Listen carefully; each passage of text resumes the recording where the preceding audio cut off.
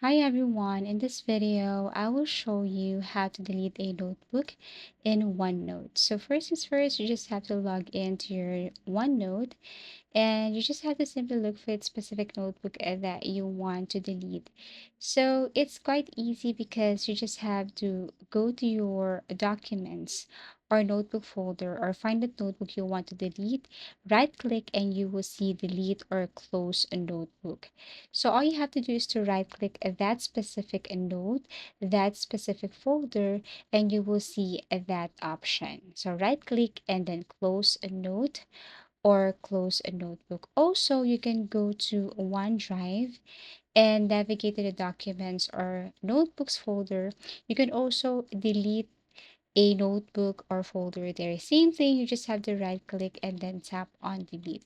So OneNote doesn't allow full notebook deletion inside the application. So basically, like what I've mentioned again, you can just close a notebook. So right click the notebook name in OneNote, select close this notebook. Closing a notebook does not delete it. It simply removes it from view in OneNote.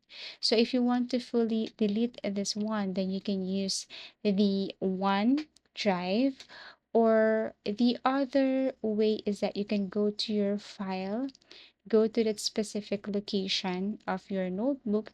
Once you see that or those files in your desktop or your computer, then you can delete those files. But it depends on the setting of the PC, or it depends on your OneNote settings also. But for now, I can only show you how to close this.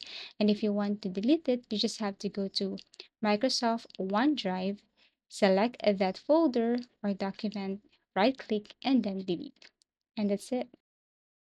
Thank you for watching and see you again in our next video tutorials.